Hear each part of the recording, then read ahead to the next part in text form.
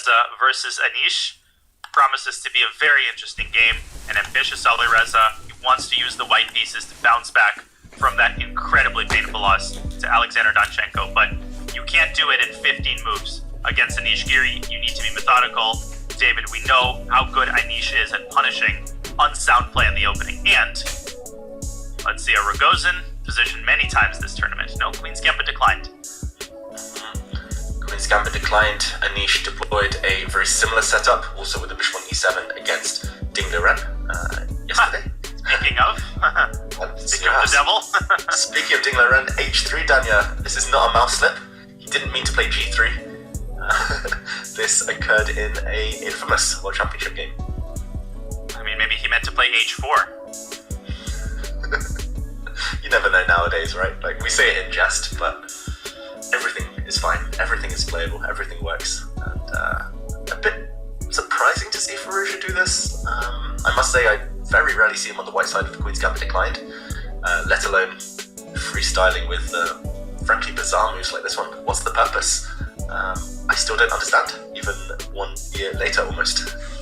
So this is the exact position where, just to bring everybody up to speed, Ding Liren played h3 against Jan Nepomniachtchi in their World Championship match. I was commentating that game. That's basically all I remember, and like you, David, I'm just as confused now as I was then. That game provided very little insight into the appeal of the move h3. I vaguely remember back then being very confident that White's idea is to prepare g4.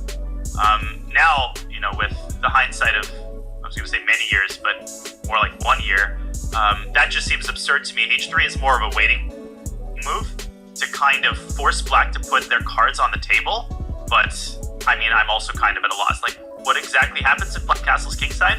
What cataclysm befalls the black pieces? What terrible fate?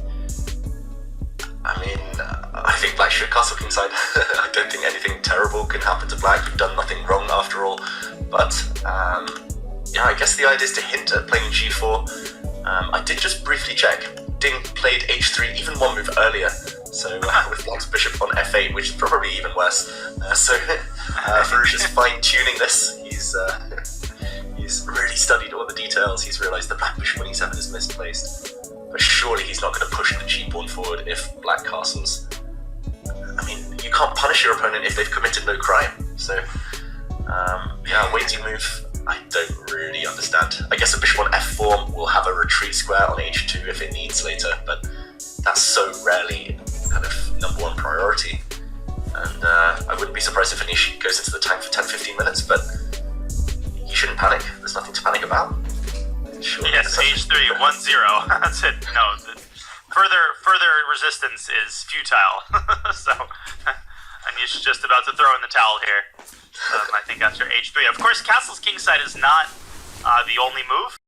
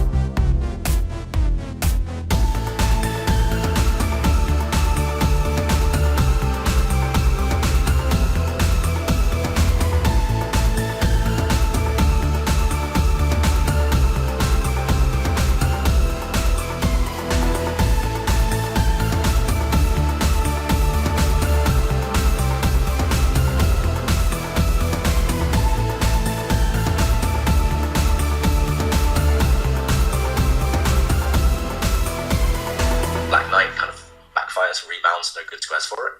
Black rook trapped. Actually, if you go knight f5, or actually knight g4 or something, king c2 wins on the spot for white.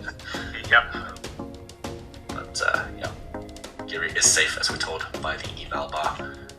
Last move in any of the games of the first time control. Should just be a draw. And a well-played game by both sides so far. Yeah, Anish never really gave Alireza realistic chances. It was always pleasant. He was in the driver's seat. But Anish is just so accurate in all facets of the game, but especially in these technical tasks. Just one last hurdle to jump through. He sees the move. Of course, he doesn't see the eval bar, so he doesn't have that safety net, knowing that yes, there is a move that keeps the evaluation. Rook b3, like you said, David, it's close. I mean, all of your pieces are kind of tangled up. Got to make sure that there's no random tactics. Got to make sure that after rook takes b7, knight c5, your white's not somehow keeping all of the pawns. That requires a little bit of calculation before Firouzja agrees to the peace treaty. Yeah, I just realised there is a cool move. I don't think it's actually any good, but after rook b3 you can play bishop b2 check anyway with white and try to go into a better rook endgame or not. Yeah. But probably that is just a draw either way, nonetheless. And yeah, Giri just working out the details. Again, very professional from our interviewer, our CEO, Anish Giri. A long grind in the end, but ultimately Giri's defense is too strong, too sturdy. And slight disappointment, perhaps, for Firouzja, who was doing most of the legwork. And yeah, Giri, he's on a run of draws right now, but still in and around the leading pack. Yeah, not too much excitement in this one. No fireworks, at least done yet, but a very high accuracy game. This actually was one of the most boring games